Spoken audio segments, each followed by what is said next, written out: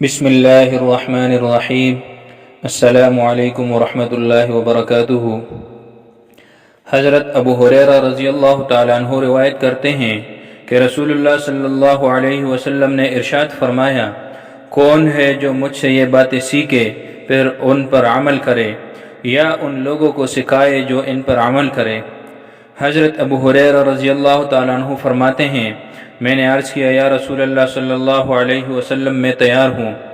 تو آپ صلی اللہ علیہ وسلم نے از راہ شفقت میرا ہاتھ اپنے دست مبارک میں لے لیا اور گن کر یہ 5 باتیں ارشاد فرمائی۔ نمبر 1، حرام سے بچو تو تم سب سے بڑے عبادت گزار بن جاؤ گے۔ نمبر 2، اللہ تعالیٰ نے جو کچھ تمہیں دیا ہے اس پر راضی رہو، تم سب سے بڑے غنی بن جاؤ گے۔ نمبر 3، اپنے پڑوسیوں کے ساتھ اچھا سلوک کرو تو تم مومن بن جاؤ گے۔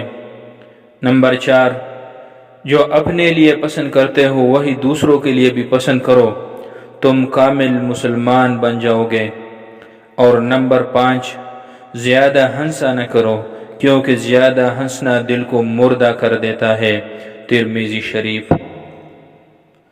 حضرت عبداللہ ابن مسعود رضی اللہ تعالیٰ عنہ فرماتے ہیں کہ ایک شخص نے دریافت کیا، یا رسول اللہ صلی اللہ علیہ وسلم، مجھے کیسے معلوم ہوگا کہ میں نے یہ کام اچھا کیا ہے اور یہ کام برا کیا ہے؟ تو رسول اللہ صلی اللہ علیہ وسلم نے ارشاد فرمایا، جب تم اپنے پڑوسیوں کو یہ کہتے ہوئے سنو کہ تم نے اچھا کیا تو یقیناً تم نے وہ کام اچھا کیا، اور جب تم اپنے پڑوسیوں کو یہ کہتے ہوئے سنو کہ تم نے برا کیا تو یقیناً تم نے برا کام کیا۔ طبرانی۔ حضرت انس رضی اللہ تعالیٰ عنہ سے روایت ہے کہ نبی کریم صلی اللہ علیہ وسلم نے ارشاد فرمایا، جو بندہ اپنے مسلمان بھائی سے اللہ تعالیٰ کی رضا کی خاطر ملاقات کے لیے جاتا ہے تو آسمان سے ایک فرشتہ اس کو پکار کر کہتا ہے، تم خوشحالی کی زندگی بسر کرو، تمہیں جنت مبارک ہو۔ اور اللہ تعالی عرش والے فرشتوں سے فرماتے ہیں، میرے بندے نے میری خاطر ملاقات کی، میرے ذمہ اس کی مہمان نوازی ہے، اور وہ یہ ہے کہ اس کے بدلے میں اسے جنت عطا کروں۔ ترغیب۔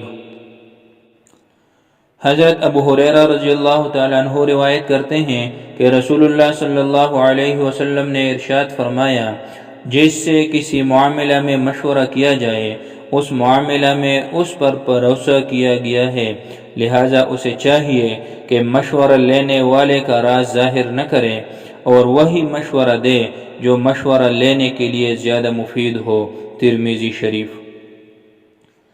حضرت جابر بن عبداللہ رضی اللہ تعالیٰ عنہ روایت کرتے ہیں کہ رسول اللہ صلی اللہ علیہ وسلم نے ارشاد فرمایا، جب کوئی شخص اپنی کوئی بات کہے اور پھر ادھر ادھر دیکھے تو وہ بات امانت ہے۔ ابو داود شریف۔ تشریح۔ مطلب یہ ہے کہ اگر کوئی شخص تم سے بات کرے اور وہ تم سے یہ نہ کہے کہ اس کو راز میں رکھنا، لیکن اگر اس کے کسی انداز سے تمہیں یہ محسوس ہو کہ وہ یہ نہیں چاہتا کہ اس کی یہ بات کسی کے علم میں آئے، مثلا بات کرتے ہوئے ادھر ادھر دیکھے، تو اس کی یہ بات امانت ہی ہے اور امانت ہی کی طرح تمہیں اس کی حفاظت کرنی چاہیے۔ حضرت ابو موسیٰ اشعری رضی اللہ تعالیٰ عنہ رسول اللہ صلی اللہ علیہ وسلم کا یہ ارشاد نقل کرتے ہیں کہ ان کبیرہ گناہوں، شرک اور زنا وغیرہ کے بعد جن سے اللہ تعالیٰ نے سختی سے منع فرمایا ہے، سب سے بڑا گناہ یہ ہے کہ آدمی اس حال میں مرے کہ اس پر قرض ہو اور اس نے ادائیگی کا انتظام نہ کیا ہو۔ ابو داود شریف۔